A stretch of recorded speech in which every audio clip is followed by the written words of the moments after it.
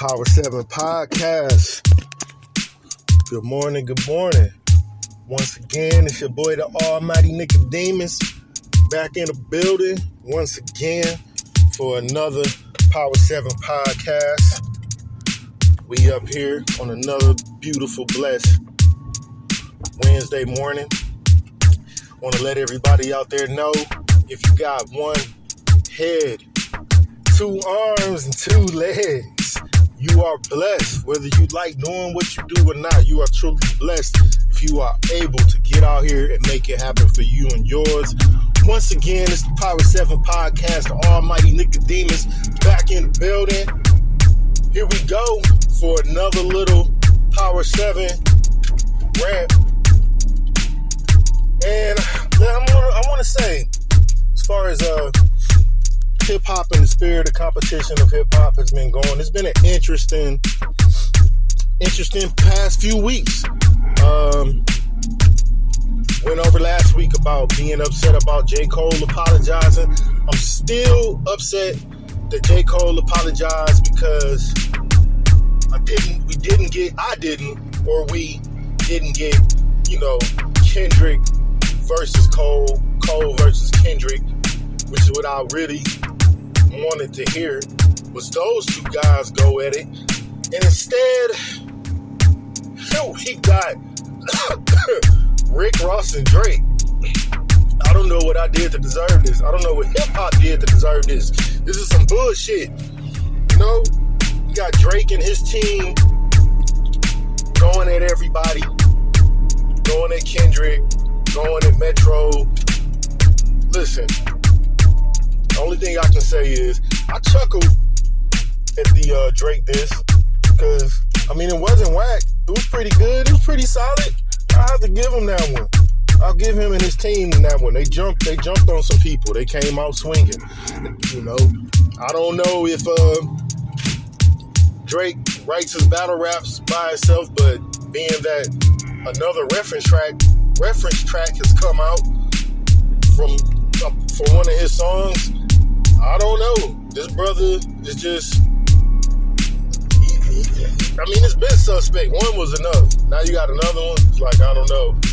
Even if your disses are by yourself, you might have a team of dissers. So that takes away points from his diss. At the same time, it was pretty good. It was entertaining. I laughed at it. I didn't really care for the Rick Ross one. I'm not a fan of either Rick Ross. I'm not a fan of Drake. So those two, these 2 songs were just pretty much okay. Like I said, it just makes me more upset at J. Cole once again because he apologized and backed out. And I thought maybe hearing him and Kendrick kind of do their thing would have been kind of similar to a Benny Siegel and Jadakiss, which would have been fun, which would have been dope. I think it would have been hard-hitting, and I don't think it would have turned into anything violent.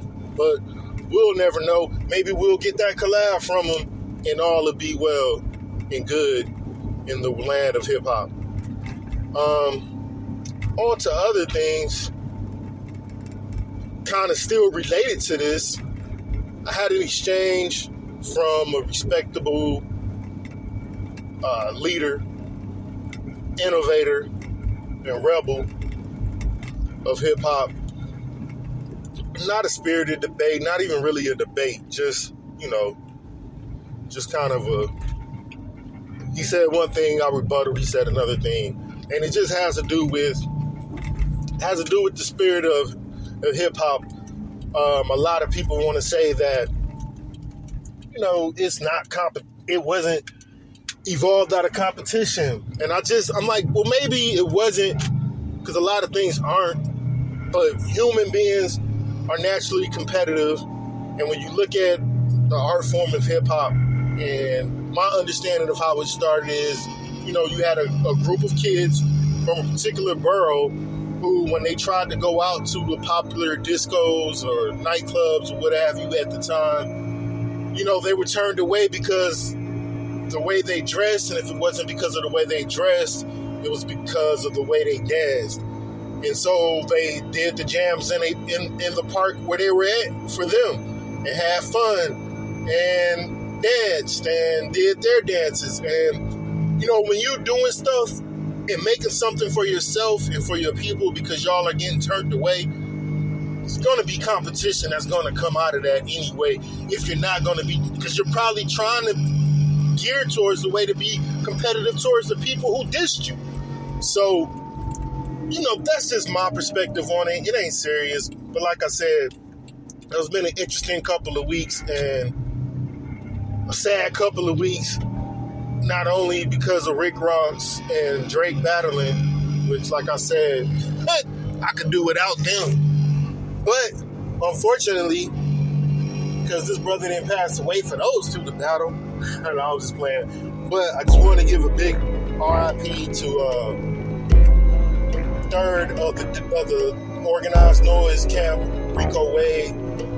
Big heavy influence on me as far as hip hop goes, as well as I know the city of Atlanta. The thing about organized noise and his brother, and a lot of the stuff they did, is prior to them, when you think about Atlanta, you don't think about traditional boom bap hip hop at that time, around these times.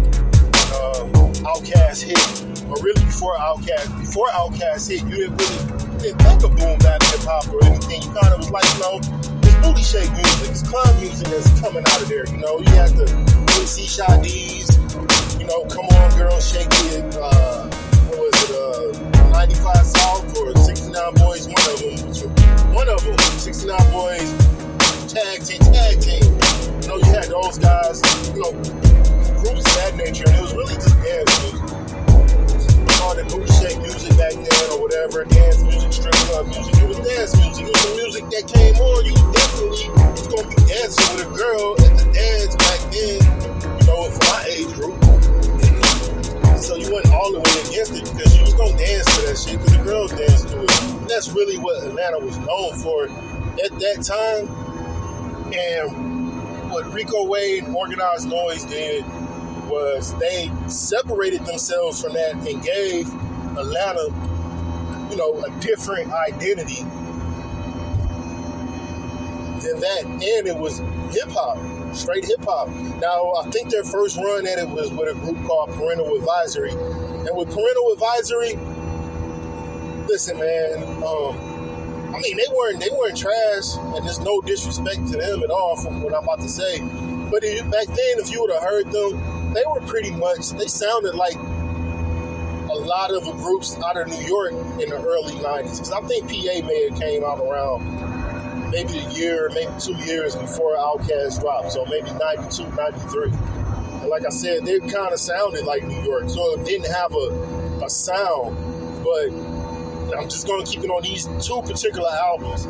Southern Playalistic and Soul Food, those two albums, undeniably gave Atlanta a sound and a hip-hop sound that was definitely hip-hop, and it was definitely soulful, and above all else, it was Southern. It still had a Southern feel. It was them expressing their identity, their city. There's not too many projects that come out of the Dungeon family that I didn't fuck with, So shout out to Rico Wade, man, a heavy influence on hip hop and a heavy influence on myself. And I know a lot of other cats who came out, who grew up, who pretty much grew up in the 90s, late 80s, 90s. And so just want to say, rest in peace to that brother. Wish his family nothing but the best. And I hope that, people continue the legacy that he left behind, and they do it right. So on that note, I'm going to go out like this.